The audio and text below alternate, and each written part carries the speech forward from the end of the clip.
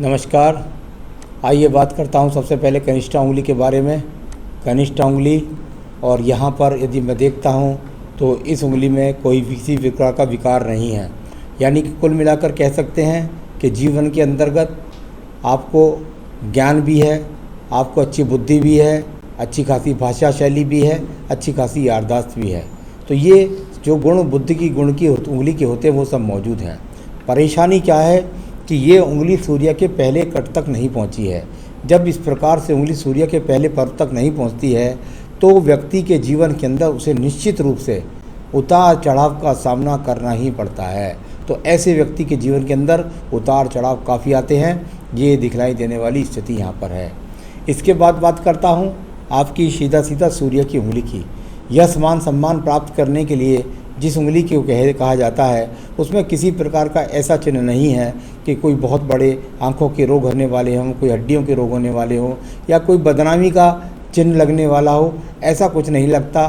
थोड़ा सा कट हल्का सा सेकंड पर है तो उसे कह सकता हूँ कि कभी कभार तमस में आ जाते हैं, गुस्से में आ जाते हैं, क्रोध में आ जाते हैं। तो बस इतना कहिए। साथ ही साथ शनि की उंगली के साथ चिपकी हुई उंगली आपकी, यानी कि कुल मिलाकर आप अपने परिवार से बहुत ज़्यादा प्रेम करते हैं, यानी माता पिता से।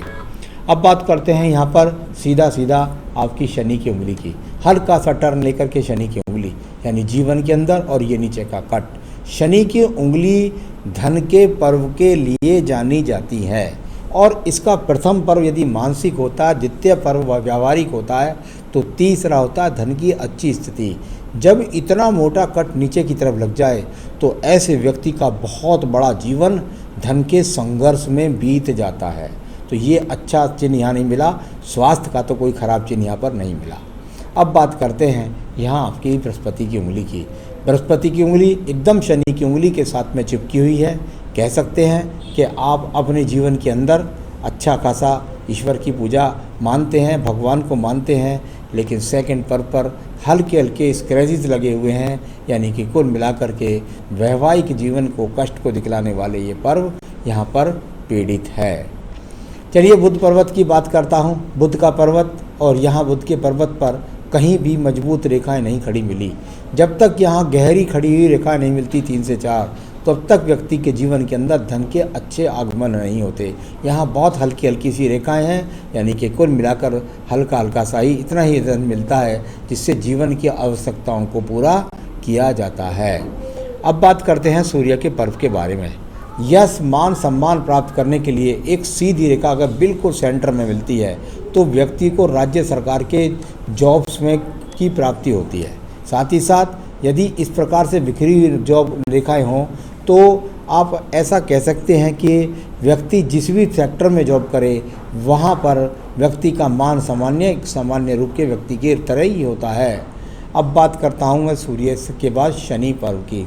शनि का पर्व धन का पर्व, और यहाँ पर भी किसी रेखा ने सेंटर की तरफ नहीं देखा। यानी कुल मिलाकर के मैंने हमेशा कहा कि जब तक मध्य पर्व में जाकर के कोई रेखा नहीं घुसती तो उसका पूरा फल प्राप्त नहीं होता है। यहाँ पर एक बिखरी हुई सी रेखा, एक छोटा सा बिंदु, एक कटने वाली रेखा, यानी कुल मिलाकर के थोड़ी सी उम्मीदें, थोड़ा सा धन प्राप्त, थोड़ी सी भाग्य, बस इससे सब कुछ भी मैं तो इसको निमित्त मात्र समझता हूँ कि अपना काम चल जाए इतना भर। तो कोई धन का सहयोग यहाँ अच्छा दिखाई नहीं दिया। अब बात करते हैं यहाँ पर आपकी यहाँ एक क्रॉस बना करके चलने वाले इस एक्स की। देखिए ये जो ये एक्स बना है ये एक्स नहीं है, मैं इसकी भाषा से बोल रहा हूँ सिर्फ। इसमें से एक रेखा जा रही है ऊपर की तरफ और एक दिख रही है बृहस्पति की तरफ। जो मंगल से बृहस्पति की तरफ देखे वो मैंने बहुत बार देखा कि व्यक्ति के जीवन के अंतर्गत साहस के द्वारा दिमागी योजनाओं से व्यक्ति अपने कर्म से कुछ ना कुछ प्राप्त कर लेता है।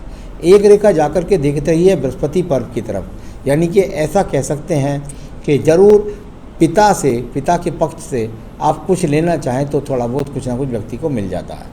अब बात करते हैं यहाँ आपकी हृदय रेखा के बारे में। हृदय रेखा, और हृदय रेखा से बहुत सारी रेखाएं ऊपर नीचे ऊपर गिरती हुई, यानी कि कुल मिलाकर मन के अंदर अशांति है इस प्रकार को दर्शाने वाली रेखाएं। यानी कुल मिलाकर मन के अंदर अशांति जैसी स्थिति यहाँ पर दर्शाने वाली ये सब चीज़ें मौजूद हैं। अब बात करते हैं इसके बाद हम सीधा बात करेंगे आपके इसके बाद में मंगल रेखाओं की। यहाँ मंगल रेखा अगर मैं देखता हूँ तो कोई बहुत ज़्यादा स्थायित्व के साथ नहीं है, थोड़ा सा संघर्ष करने वाली रेखाएं हैं।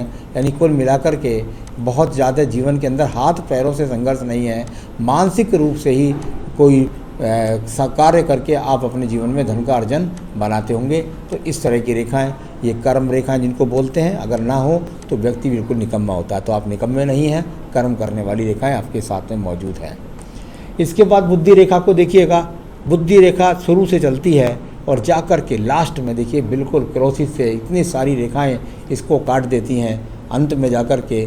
और शुरू में भी अगर देखें तो कई सारी रेखाएं इसको काट कर के जहाँ चलती हैं, जैसे राहु रेखा यहाँ से आकर काट रही है, जैसे राहु रेखा यहाँ काट रही है, जैसे राहु रेखा यहाँ काट रही है। यानी मानसिक चिंताओं को, स्थिति को खराब करने वाली बहुत खराब बुद्धि रेखा है। कहीं भी माइंड को स्थिर रहने ही नहीं देती होगी, दिमाग बहुत टेम्पर में भी रहता होगा, बहुत शोक विचारों में भी रहता होगा। इस प्रकार की ये बुद्धि रेखा आपके हाथ के अंदर बनी हुई है। तो चलिए, ये आपकी बुद्धि रेखा है। ईश्वर की बड़ी कृपा ये है कि जहाँ बुद्धि रेखा इतनी खराब है तो मंगल पर्वत पर द्वितीय पर कहीं भी ऐसा नहीं है कि जिससे मैं ये कह सकूँ कि आप अपने जीवन के अंदर कोई मुकदमे, झगड़े, झंझट के शिकार होने वाले हैं। अभी ऐसा कोई भी चिन्ह यहाँ पर मौजूद नहीं है। यहाँ थोड़ा सा अगर मैं देखता हूँ तो ये यहाँ पर ये अगर देखते हैं आप तो हल्का सा ये एक्स बनता है इस तरीके का, पीछे की तरफ यहाँ पर नीचे इधर। तो ये अपने आप में जब एक्स बनता है तो व्यावचारिक मतभेद पत्नी के साथ बहुत ज़्यादा रहते हैं। यहाँ इन चिन्हों से हम ये बात जान जाते हैं। तो मानसिक पीड़ा भी पूरी मिली। अब बात करते हैं चंद्र पर्वत के बारे में। चंद्र पर्वत जहाँ देखता हूँ तो चंद्र पर्वत ज़्यादा पीड़ित नहीं, यानी कुल मिलाकर मानसिक रोगों के या कोई किसी प्रकार से डिप्रेशन के तो आप शिकार नहीं होने वाले हैं। हाँ, ये बात ज़रूर है कि केतु स्थान का संबंध, जहाँ आपकी यहाँ केतु स्थान से ये रेखा निकल रही है और शुक्र पर्वत से एक दीप सा बनाकर निकल रही है, यानी संसाधनों की कमी, पत्नी से झगड़े झंझट, कई बार देखा जाता है कि विपरीत लिंग की तरफ आकर्षण के कारण झगड़े, इस प्रकार के यहाँ पर चिन्ह हैं। और जा कर के जो केतु पर्वत से निकल करके सीधा मस्तिष्क रेखा तक को पीड़ित करते हैं। यानी कुल मिलाकर मानसिक टेंशन या चरित्र के प्रति सावधानी और संसाधनों में कमी, पत्नी से झगड़े, ये सब चीज़ें हैं। कोई भी यहाँ पर बहुत बड़ी आस्था के प्रतीक ये चिन्ह नहीं है। चलिए, अब मैं बात करूँगा इसके बाद में व्यापारिक रेखाओं की, तो उसकी तो बात मत करिए। अभी किसी भी व्यापार का कोई यहाँ पर संयोग दिखलाई नहीं देता। अब मैं बात करूँगा भाग्य रेखा के बारे में। एक भाग्य रेखा तो देखिए आपके साथ ये है, दूसरी भाग्य रेखा आपकी यहाँ सूर्य पर्वत के नीचे से निकल करके जा रही है। इसके साथ एक सपोर्टिंग रेखा भी जा रही है। यानी यदि आप चाहें तो पत्नी का सहयोग ले सकते हैं, वो आपको सहयोग कर सकती हैं काम में, लेकिन आने वाले समय में बहुत ज़्यादा संघर्ष होने वाला है आपको, कम से कम 8-10 साल और। तो ये स्थिति यहाँ और ज़्यादा सूर्य पर्व के साथ में क्रॉस बना करके संबंध बना रही है। आगे आने वाले समय में अभी बहुत भाग दौड़ है, ये भाग्य रेखा भी बता रही है। चलिए, अब मैं आपको बात करूँगा इसके बाद में आपके सीधा शुक्र पर्व के बारे में। शुक्र का पर्व, और यहाँ पर संसाधनों के लिए इसको देखा जाता है। यदि मैं इसको देखता हूँ तो ये सामान्य संसाधनों वाला शुक्र पर्व आपके पास में है। यानी फिर भी जैसी भी स्थिति है उसमें संसाधन आपके पास ईश्वर की कृपा से सामान्य संसाधन बने हुए, बहुत ज़्यादा लग्जरियस जीवन नहीं है। अब आयु रेखा की बात कर लेता हूँ। आयु रेखा बहुत ही टर्न लेकर के शुक्र पर्वत के अंदर गली गई, यानी कुल मिलाकर के आपका जीवन में 80 वर्ष की आयु आपके पास है। संतान रेखाएं आपके हाथ से 3 चमक रही हैं मुझे हल्की हल्की, बाकी पत्नी के हाथ से ज़्यादा पता लगता है। तो चलिए, ये हो गया।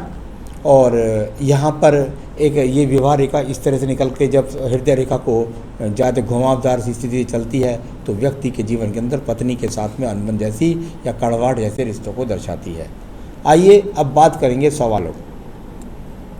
धन संबंधी पैसा बिल्कुल नहीं टिकता, जीवन में अमीर बनने के भाग्य है क्या नहीं। सवाल ये है कि मैंने जो पूरा हाथ पढ़ा उस हाथ के अनुसार कहीं पर भी कोई बहुत मजबूती के साथ में स्थिरता नहीं मिली मुझे। तो आपकी कनिष्ठा उंगली से पता लगा, आपके बुध पर्वत से पता लगा, आपके शुक्र पर्वत से पता लगा। भाग्य रेखा भी कई राहु पर्वतों से गुजर रही हैं। आगे आने वाले जीवन में संघर्ष हैं। तो देखिए, जीवन में पैसा आपके पास आएगा, लेकिन जब वो पैसा, अब आज के ज़माने में किसी आदमी को सैलरी मिले और वो नई दिल्ली में मिले और उसको 50-60 हज़ार रुपये मिले, तो उसका 50-60 हज़ार में गुजारा बहुत मुश्किल हो जाएगा।